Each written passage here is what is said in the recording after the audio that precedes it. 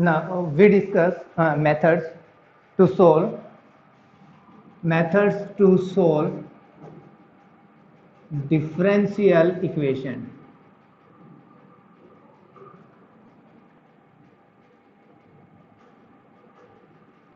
One by one हम discuss करते हैं methods to solve differential equation. सबसे पहले हमारे पास जो मेथड आता है वो आता है वेरिएबल सेपरेशन।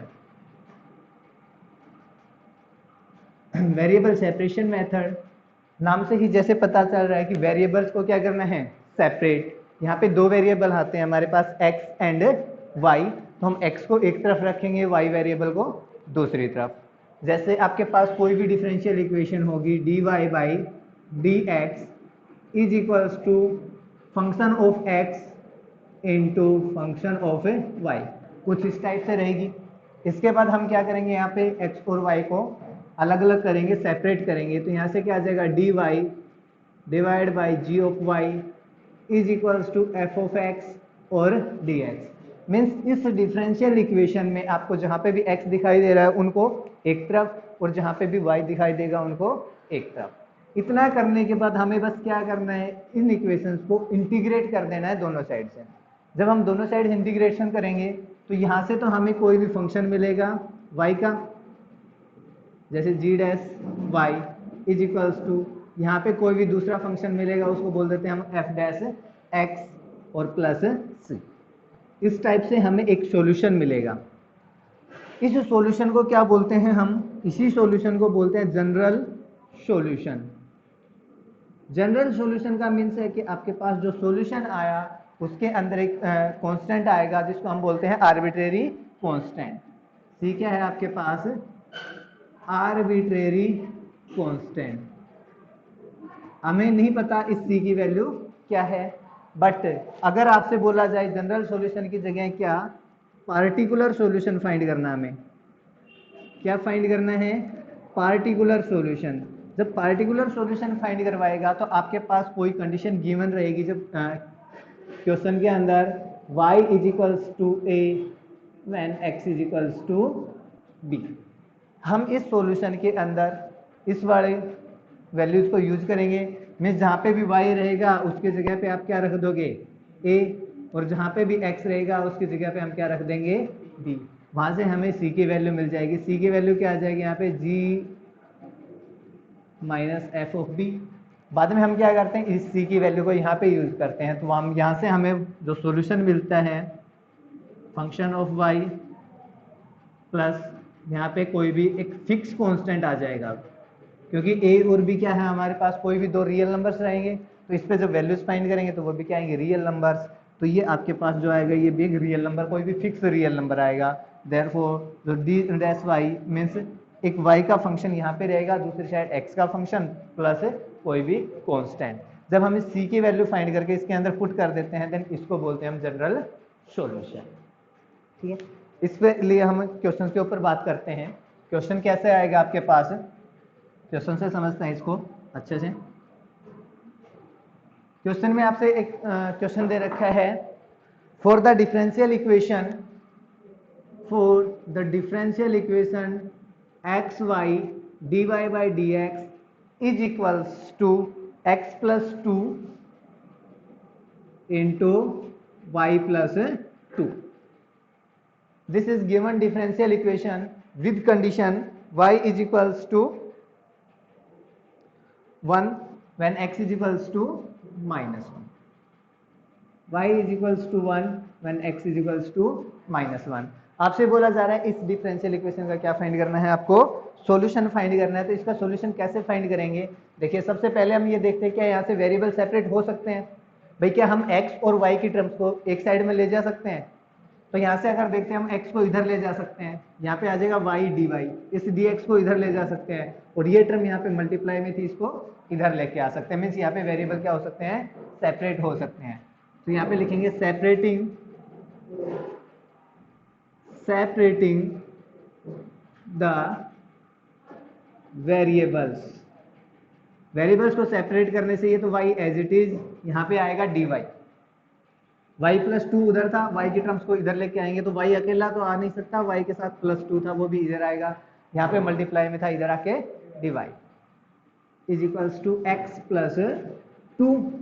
अब यहाँ पे जो x है मल्टीप्लाई में है, दूसरी साइड जाके क्या हो जाएगा, डिवाइड में। dx अगर देखेंगे यहाँ पे क्या है, डिवाइड, दूसरी साइड जाके मल्टीप्लाई। तो ये हो गया हमारे पास वेरिएबल सेपरेट, y एक तरफ दिख रहे हैं और x एक तरफ दिख रहे हैं, दोनों तरफ में कहीं पे भी x और y तो नहीं दिख रहे अब हमें। अब हम क्या करते हैं, इंटीग्रेट करते हैं। इंटीग्रेटिंग ऑन बोथ साइड्स, दोनों साइड्स इंटीग्रेट करते हैं। तो यहाँ पे integration y upon y plus 2 dy is equals to integration of x plus 2 divide by x और dx। अब अगर हम इन दोनों का इंटीग्रेशन फाइंड करके यहाँ पे वैल्यूज पुट कर देंगे, हमें क्या मिल जाएगा, इसका सॉल्यूशन। अब इसका इंटीग्रेशन फाइंड करते हैं। इसका इंटीग्रेशन को हम अलग से सोल्व कर रहे हैं। इस वाले को बोल देते हैं हम I1 और ये कौन सा, इंटीग्रेशन I2। जब हम I1 की बात करते हैं, integration I1 which is equals to y upon y plus 2 into d y. देखिए नीचे जो लिखा है y प्लस 2, y की पावर नीचे और ऊपर क्या है, सेम। जब हमारे पास y की पावर नीचे और ऊपर सेम आती है, हम क्या करते हैं, डिवीजन एल्गोरिथम, डिवीजन एल्गोरिथम का यूज करते हैं। डिवीजन एल्गोरिथम क्या कहती थी आपके पास, अगर हम किसी भी पोलिनोमियल को किसी दूसरी पोलिनोमियल से क्या करें, डिवाइड, देन यहाँ पे क्वोशेंट मिलेगा और क्या मिलेगा आपको, रिमाइंडर। मीन्स जो यहाँ पे px जो पोलिनोमियल है किसके इक्वल आएगी, dividend is equals to divisor into quotient plus remainder. इस चीज का यूज करते हैं हम यहाँ पे। इस चीज का यूज करेंगे, y को हम किससे डिवाइड करेंगे, y प्लस 2 से। तो देखिए इसको रफली सोल्व करते हैं, y को डिवाइड करते हैं y प्लस 2 से। y को किससे मल्टीप्लाई करें, y आएगा 1, तो यहाँ पे आ जाएगा 1 से मल्टीप्लाई करेंगे y प्लस 2, यहाँ से माइनस, ये माइनस, यहाँ पे बच गया आपके पास माइनस 2। जैसे आपने -2 लिखा, इट मीन्स आपके पास जो y है ये y किसके इक्वल हो गया, this multiply by this and minus this number. y plus 2 को 1 से मल्टीप्लाई करेंगे, y प्लस 2 रह जाएगा, माइनस में 2। अब हमें यहाँ पे चाहिए था y अपॉन y प्लस 2, तो यहाँ पे हमारे पास क्या है, y is equal to y plus 2 minus 2। तो हम इसको अगर अपोन में प्लस 2 चाहिए y प्लस 2, तो दोनों साइड क्या कर देते हैं, y प्लस 2 से डिवाइड।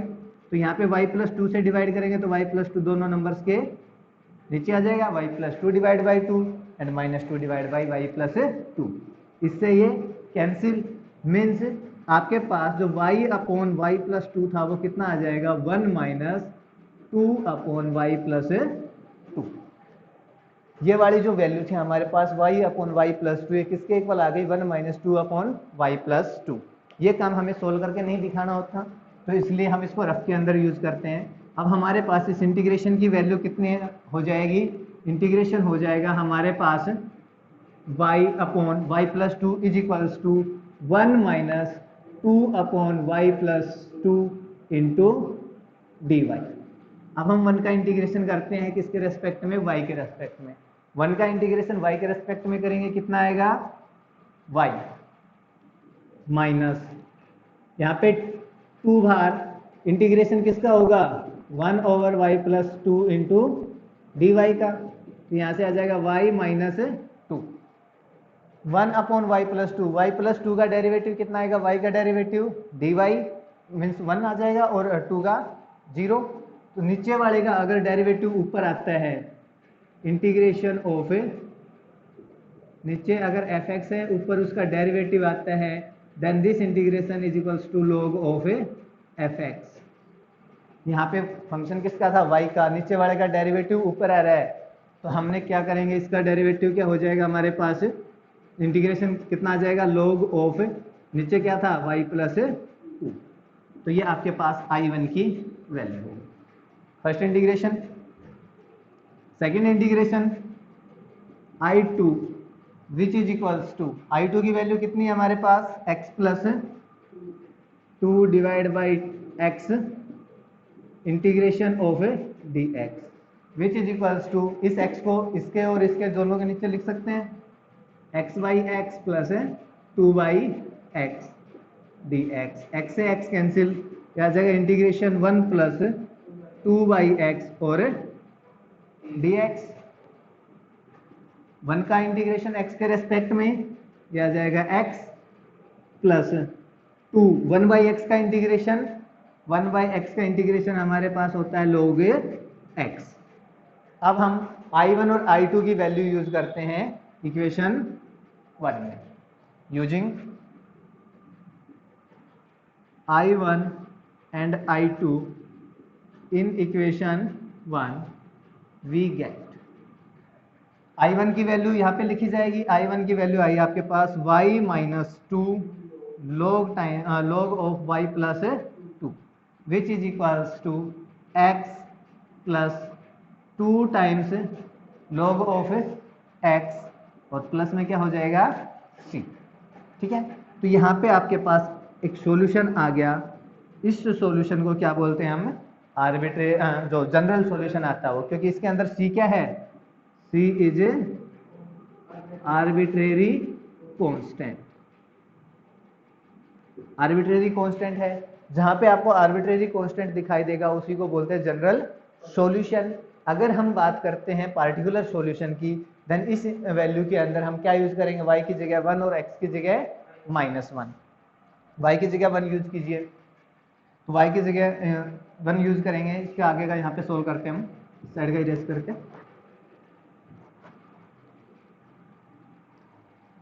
यूजिंग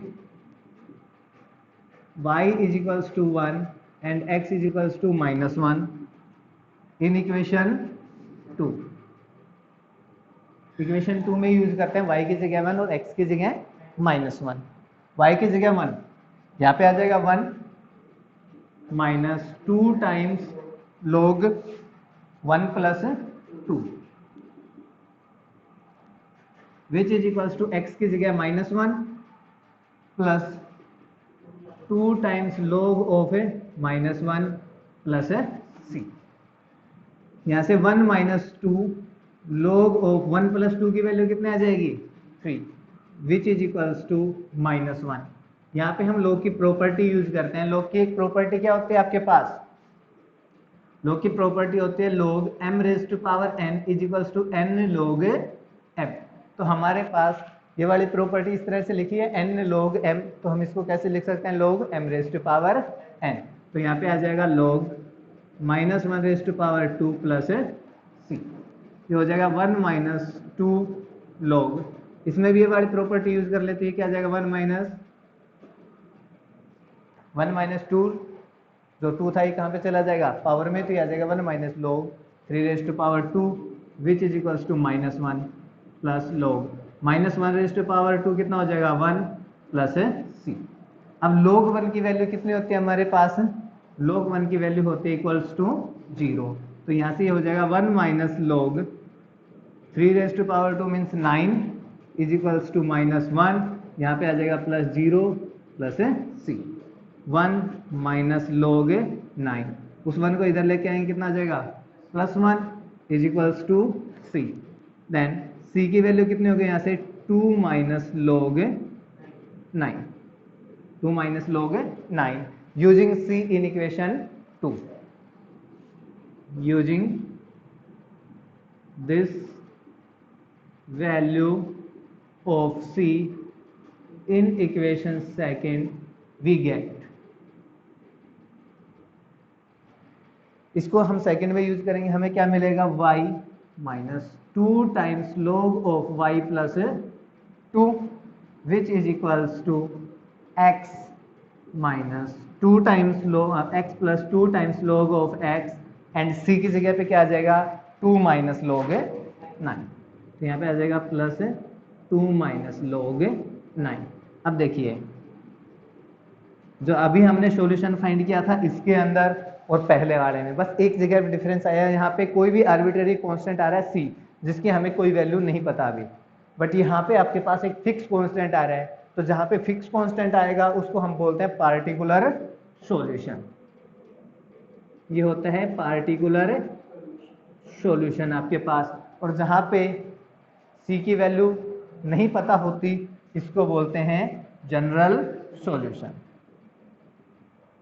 तो चाहे आपसे जनरल सॉल्यूशन फाइंड करना करवाया जाए या फिर पार्टिकुलर सॉल्यूशन, आपको जनरल सॉल्यूशन तो फाइंड करना ही पड़ेगा, कैसे भी दोनों में से चाहे कुछ भी फाइंड करवाए। ठीक, जैसे अगर जनरल सॉल्यूशन तक करवाया तो हम यहाँ तक क्वेश्चन करके छोड़ देंगे। अगर उन्होंने वैल्यूज दे रखी हैं, जैसे यहाँ पे दे रखे थे y equals to 1 and x equals to -1, then हमें वहाँ पे पार्टिकुलर सॉल्यूशन फाइंड करना पड़ेगा, चाहे उसने पार्टिकुलर सॉल्यूशन के बारे में बोला ना। ठीक है।